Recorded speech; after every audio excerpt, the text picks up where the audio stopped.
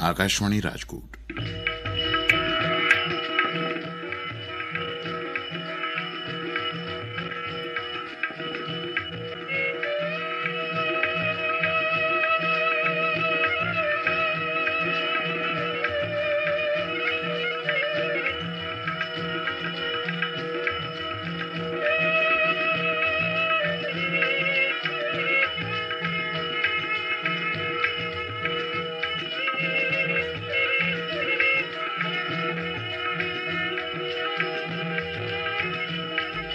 રજૂ કરીએ છીએ ભક્તિ સંગીતની અર્ચના।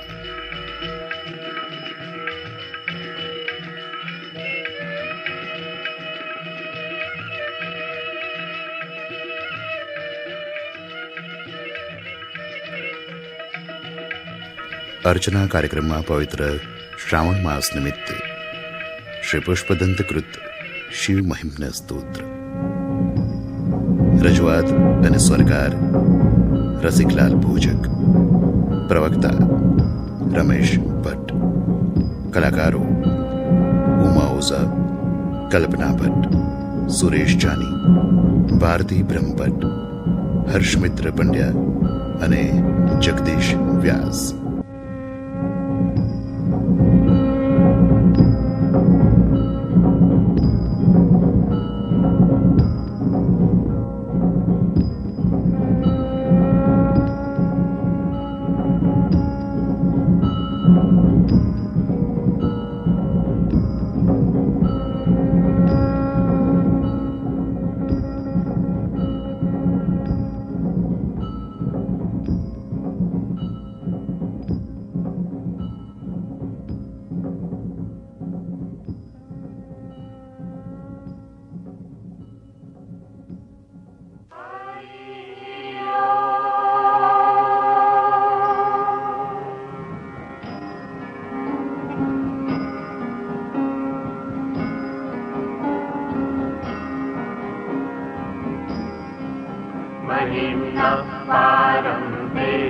परमविदुषो यज्ञसदृशी सुधीर्ब्रह्मादीनामपि तदवसन्नास्त्रैगिरः अथावाच्यः सर्व स्वमति परिणामावधिगृह्णन् ममाप्येषस्तोत्रे हरनिरपवाद परिकर अतीत संस्थानं तव च महिमा वाङ्मनसयो अतद्व्याहृत्यायं चकितमभिधत्ते श्रुतिरपि सकस्य स्तोतव्यं कतिविधगुणस्य विषयः तदेतर्वाचीने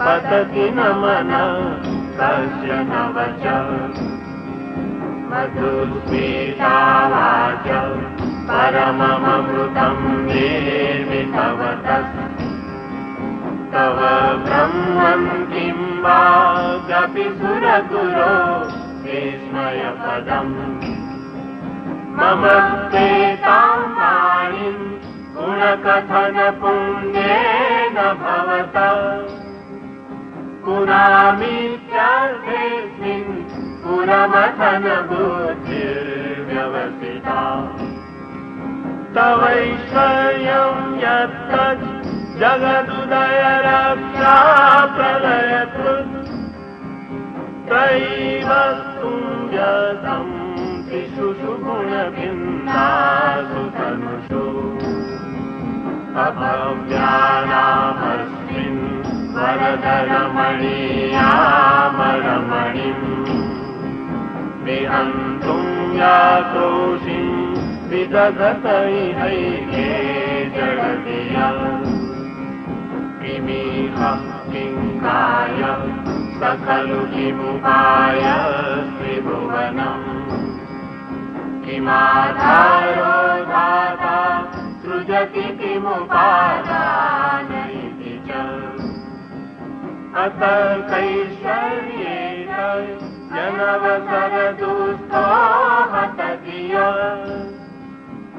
सर्पोऽयं कार्चिन् मुखरयति मोहाय जगत अजन्मानो लोका किमवयववन्तोऽपि जगताम् अधिष्ठातारं किं भवविधिर्नाथस्य भवति अनीशो वा कुर्यात् भुवनजनने कः परिकरो यतो मन्दा त्वां प्रति अमरवर संशेरतैमे।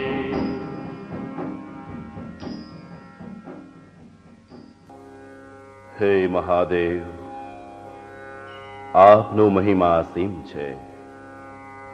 જે કોઈ પોતાની મતિ અનુસાર આપના મહિમાના ગુણગાન કરવાનો પ્રયત્ન કરે છે તે સૌ નિર્દોષ છે. એ રીતે હે પ્રભુ, મારો આ પ્રયત્ન પણ નિર્દોષ હો.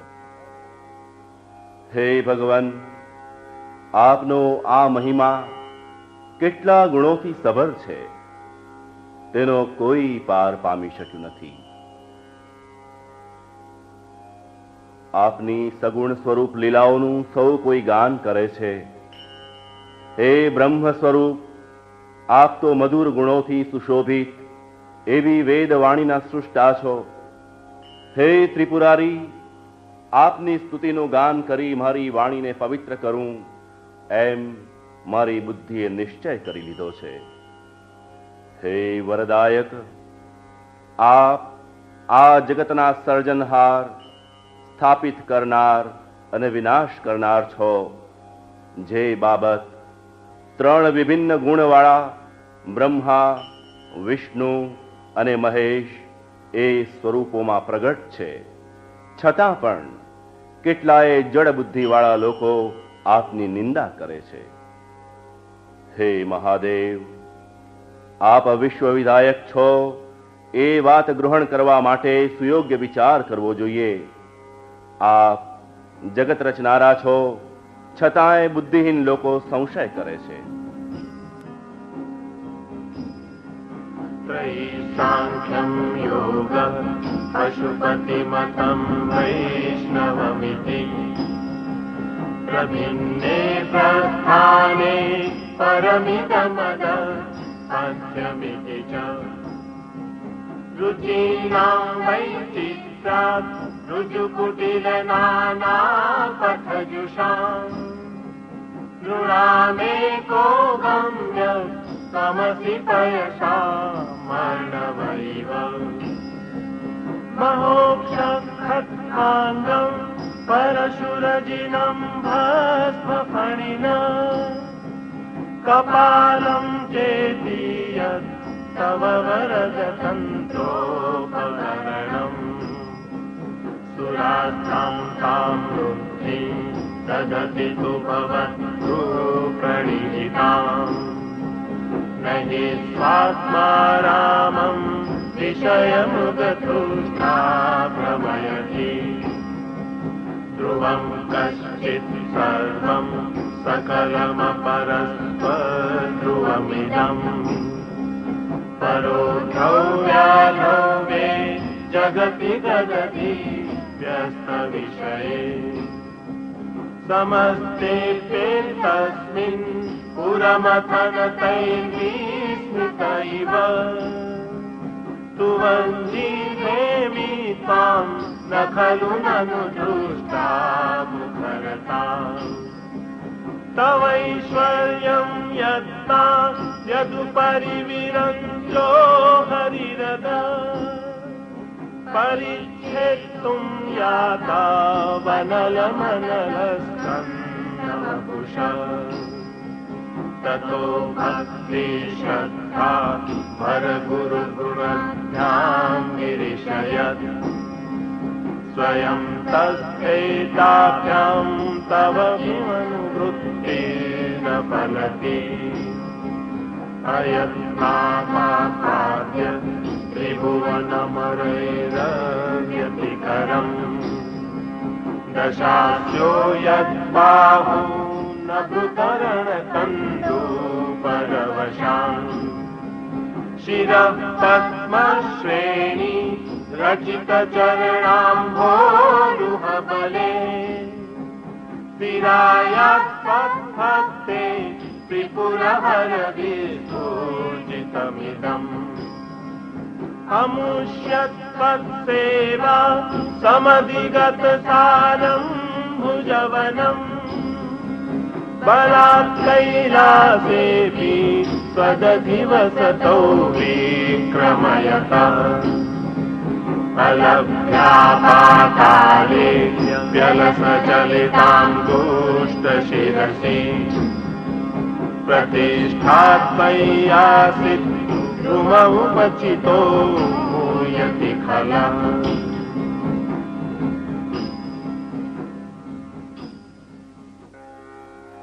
વેદ વિદિત ત્રણ દેવોની ઉપાસનાના શ્રૌતમત, સાંખ્યમત, યોગમત, પશુપતિમત, વૈષ્ણવમત ઇત્યાદિ મતમતાંતરના અનેક માર્ગ છે.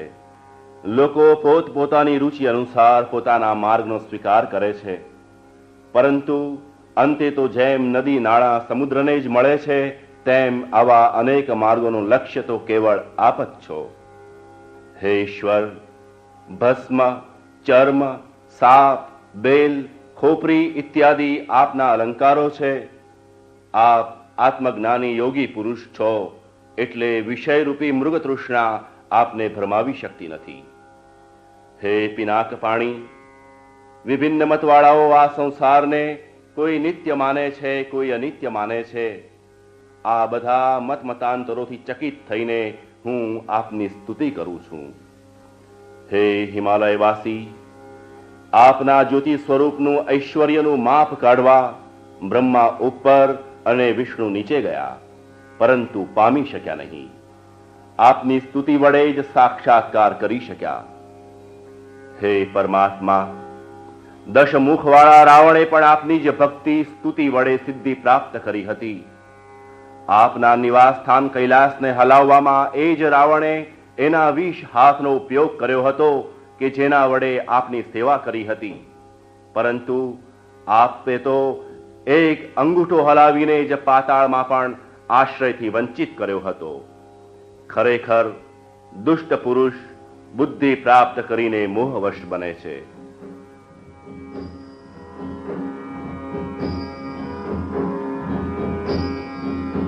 यदृद्धिं सुताम्नो वरद परमोच्चैरपि सति मदश्च प्रेमाण परिजन विधेय त्रिभुवन न कश्चित्तं तस्मिन् वरिवसितरीत्वा चरणयो न कस्या उन्नत भवति शिरसत्वयवनति अकाण्ड ब्रह्माण्ड क्षयचकित देवासुर कृपा विधेयस्यासीत्य श्रीनयन विशंसमृतवत सकलनाशकण्ठे तव न कुरुते न श्रियमहो विकारो विश्राव्यो भुवन भयभङ्ग व्यसनिन असिद्धानैव क्वचिदपि सदेवासुरनरे निवर्तन्ते नित्यं जगति नयनो यस्य विशिखा सपश्यन्निशत्वाम् इतरसुरसाधारणमभूत् स्मरस्मर्तव्यात्मा न हि वशिषुपत्य परिभव महीपादाधाता व्रजति सहसा संशयपदम् पदं विष्णोर्धाम्यत् भुजपरिगरुग्रहगणम् महोजोजोऽस्य संयात्यनिभृतजटाताडिततटा जगद्रक्षायै त्वं नटसि ननु वामैव विभुता वियज्ञापितारा गणगुणितवेदोदमरुचि प्रवाहो वाराम्य कुशतलकुदष्ट शिरसि ते जगद्दीपाकारं जलधिवलयं तेन कृतमी जनेनैवोन्नेयं द्रुतमहिमदीर्यं तव वपो रथक्षोणीयन्ता शतघृतिरगेन्द्रोरनुरथो रथाङ्गे चन्द्रार्कौ रथचरणपाणि शरयति विदक्षो ते कोऽयं त्रिपुरतृणमाडम्बरविधि विधेयै क्रीडन्तो न खलु परतन्त्रा प्रभुधिया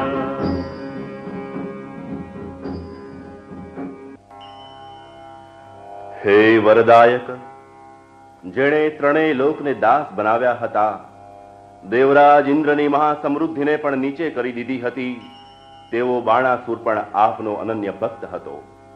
હે ત્રિનયન, સમુદ્ર મંથનથી ઝેર ઉદ્ભવ્યું, બ્રહ્માંડનો નાશ થવા લાગ્યો અને દેવદાનવો વિસ્મય પામી ગયા, ત્યારે એમની પર દયા લાવીને આપે એ મહાવિષ્ણુ પાન કર્યું. સંસારના ભયને દૂર કરવો એ જ જેનું કર્તવ્ય છે, એવા આપને તો વિકાર પણ પ્રશંસા બની જાય છે. હે ઈશ્વર, કામદેવ પણ આપને સામાન્ય દેવગણની તુલનામાં માનતા હતા અને એથી આપના પ્રભાવ વડે પોતે શરીર રહિત બની ગયા. જે કોઈ સંયમી પુરુષોને તિરસ્કારે છે તે કલ્યાણને યોગ્ય નથી. હે ભગવાન, આપ જગતના રક્ષણાર્થે તાંડવ નૃત્ય કરો છો, પરંતુ આપના પગના થડકાર માત્રથી ભૂલોક ડામાડોળ થઈ જાય છે. આપના બાહુઓના ફરવાથી નક્ષત્ર મંડળ રોકાઈ જાય છે. આપની જટાના ઘૂમવાથી સ્વર્ગલોક અસ્વસ્થ બની જાય છે. આથી વિદિત થાય છે કે આપનો વૈભવ અનેરો છે.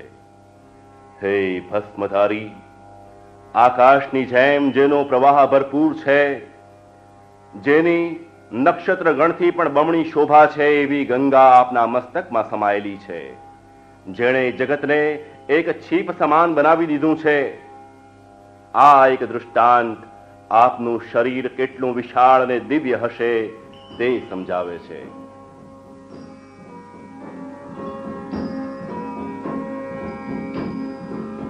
હરિતે સાહસ્રમ કમલબલિમાધાય પદયો યદેકોને તસ્મિન નિજમુદહરં નેત્રકમલં ગતો ભક્તુદ્રેક પરિણતિમસૌ ચક્રવપુષા પ્રયાણાં રક્ષાयै ત્રિપુરહર જાગર્તિ જગતાં કૃતૌ સુપ્તે જાગ્રત ત્વમસि ફલયોગે ક્રતુમતાં સ્વકર્મ પ્રથમ ફલતિ પુરુષારાધનમૃતે અતસ્ત્વાં સંપ્રેક્ષ્ય ક્રતુષુ ફલદાન પ્રતિભુવં શ્રુતૌ શ્રદ્ધાવત્તા દૃઢપરિકર કર્મસુ જન ક્રિયાદક્ષો દક્ષ ક્રતુપતિરધિષ્ઠસ્તનુવૃતા ऋषीणामात्रीचं शरणदशदस्यासुरगणा क्रतुभञ्चस्त्वत्तः क्रतुफलविधानव्यसनिनो ध्रुवं कर्तुं श्रद्धा विदुरमपि चाराय हिमखा प्रजानाथं नाथ प्रसभमभिकं सान्दुहितरम् गतं रोहितभूताम्रिरमयिषु मूषस्य वपुषा धनुष्पाणे यातम् एवमपि सपत्राकृतममुम् प्रसन्तं वेद्यापि त्यजति न मृगव्याधरवस स्वलावण्याशंसा धृतधनुषमन्नाय तृणवत् पुरपृष्ठं दृष्ट्वा पुरमथन पुष्पायुधमपि यदि सैनं देवी यमनिरतदेहाद्रघटना तवैति त्वामर्ता बत वरदमुखायुवतया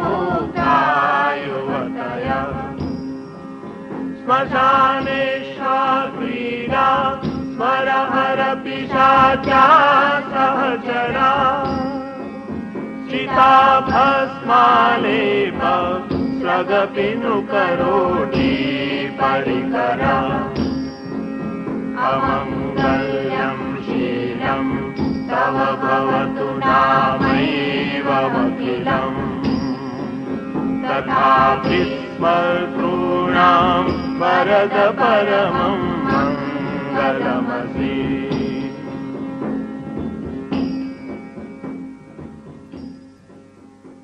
हे त्रिपुरारी, વિષ્ણુ ભગવાન 1000 કમળો આપના ચરણમાં ધરવા તૈયાર થયા ત્યારે એક કમળ ઓછું થવાને કારણે ભગવાન વિષ્ણુએ પોતાનું નેત્ર કમળ આપના ચરણોમાં ધર્યું.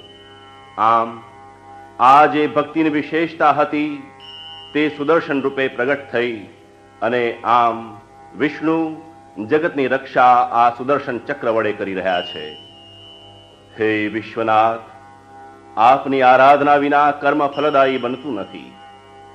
યજ્ઞાદિ ક્રિયાઓમાં આપ ફળદાન દેવામાં સાક્ષી રૂપ છો અને એથી લોકો વેદ વાક્યોમાં શ્રદ્ધા ધારણ કરે છે.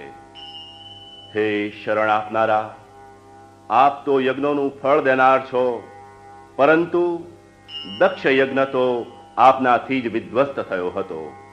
એનું કારણ યજ્ઞ કરનારાની શ્રદ્ધા માત્ર જ છે. હે કામ વિનાશક, આપ તો સ્મશાનવાસી છો. ભૂત પ્રેત આદિ આપના સાથીદારો છે. શરીર ભસ્માલેપ આચ્છાદિત છે. ગળામાં ખોપરીઓની માળા ધારણ કરી છે, પરંતુ ભક્તજનોના તો આપ મંગલ સ્વરૂપ છો.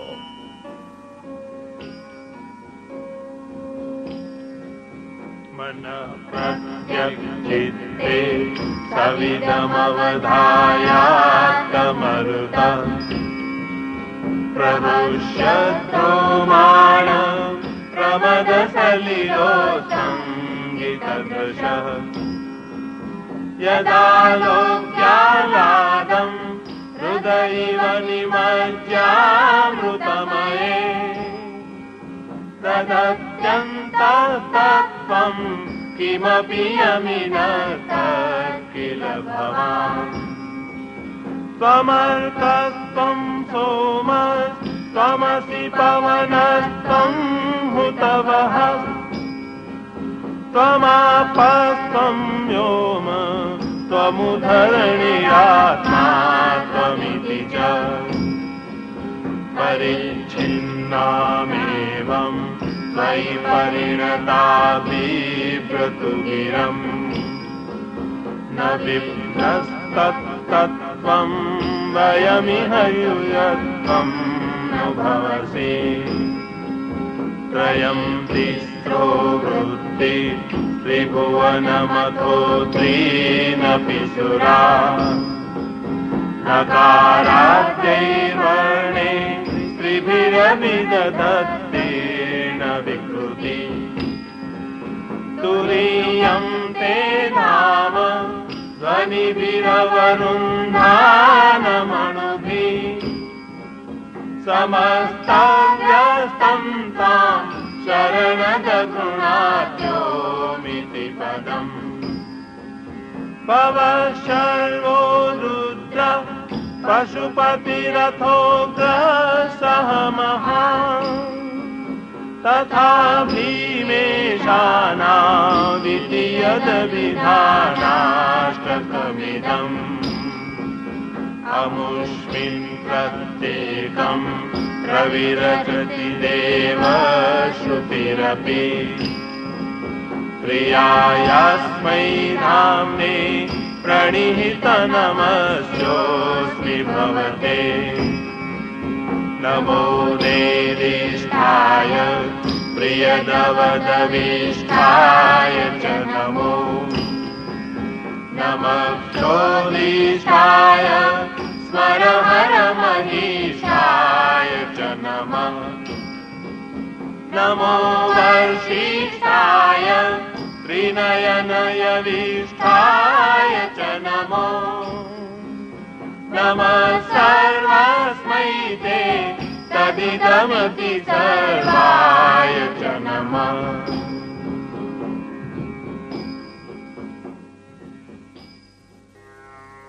હે પ્રભુ, સંયમી લોક યોગ સાધના વડે અંતર્યામી પરમાત્માનો સાક્ષાત્કાર કરે છે અને પરમાનંદ રૂપી અમૃતની સિદ્ધિ પ્રાપ્ત કરે છે. એ પરમાત્મા આપ જ છો. હે ભગવાન, આ જગતના સર્વ પદાર્થોમાં આપ જ સમાયેલા છો. સૂર્ય, ચંદ્ર, પૃથ્વી, અગ્નિ, જળ, વાયુ, આકાશ ઇત્યાદિ આપનું જ સ્વરૂપ છે. હે મહાદેવ, ઓમકાર પદથી આપનું સ્તુતિગાન થાય છે. આ ઓમકાર પદનું ગાન શબ્દો વડે, અવયવ શક્તિથી અને ધ્વનિ વડે, સમુદાય શક્તિથી આપના સગુણ અને નિર્ગુણ સ્વરૂપનું પ્રતિપાદન કરે છે. હે ઈષ્ટદેવ, આપના 8 નામોમાં હરેક નામનો મહિમા વેદવાણી પણ પ્રગટ કરે છે. એવા હે મહાદેવ, આપને હું વંદન કરું છું. હે મહાદેવ, આપ અત્યંત નજીક છતાંય દૂર, સૂક્ષ્મ છતાં વિરાટ, વૃદ્ધ છતાંય તરુણ એવા વિરુદ્ધ સ્વરૂપોમાં રહેલા એવા આપને વારંવાર નમસ્કાર હો. બહલરજસે વિશ્વોત્પત્તૌ ભવાય નમો નમઃ પ્રબલતમસે તત્સંહારે હરાય નમો નમઃ જનસુખકૃતે સત્વોદ્રિક્તૌ મૃડાય નમો નમઃ પ્રમહસી પદે નિસ્ત્રૈગુણ્યે શિવાય નમો નમઃ કૃશપરિણતિ ચેત ક્લેશવશ્યં ક્વચેદં ક્વચ તવ ગુણસિમોલં લંઘિનેશસ્વદૃદ્ધે ઇતિ ચકિતમમંદી કૃત્યમાં ભક્તિરાધાત વરદચરણયોસ્તે વાક્યપુષ્પોપહારમ.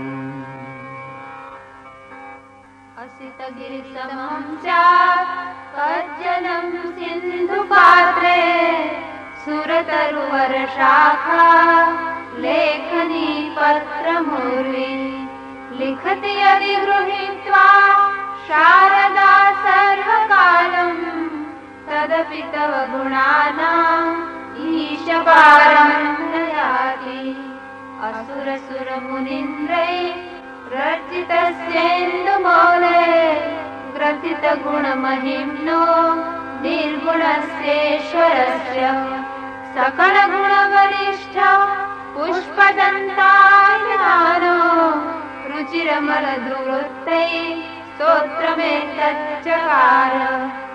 हर हर नवैद्यं दुर्जटे स्तोत्रमेतत् पठति परमभक्त्या शुद्धचित्तः पुमान्य.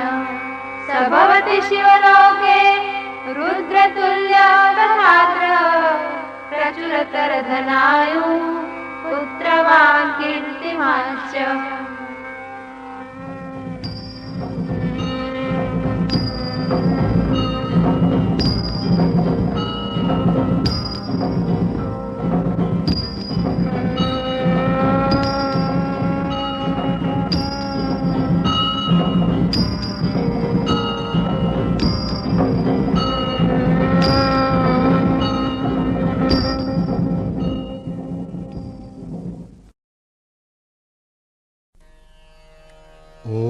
शिव सत्य सदा शिव ॐ शिव सत्य सदा शिव ॐ शिव सत्य सदा शिव ॐ शिव सत्य सदा शिव मुक्त महाशिव तव शरणं मुक्त महाशिव तव शरणं मुक्त महाशिव तव शरणं मुक्त महाशिव तव शरणं ॐ शिव सत्य सदा शिव ॐ शिव सत्य सदा शिव ॐ शिव सत्य सदा शिव ॐ शिव सत्य सदा शिव नमामि शंकर भजामि शंकर नमामि शंकर भजामि शंकर नमामि शंकर भजामि शंकर नमामि शंकर भजामि शंकर नित्य निरंतर तव शरणं नित्य निरंतर तव शरणं ॐ शिव सौम्य सदा शिव ॐ शिव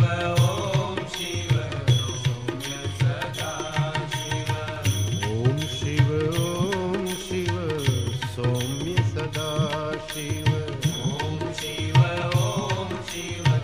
सौम्य सदा शिव मोक्ष महाशिव तव शरणं मोक्ष महाशिव तव शरणं ॐ शिव सौम्य सदा शिव ॐ शिव सौम्य सदा शिव नमामि शंकर भजामि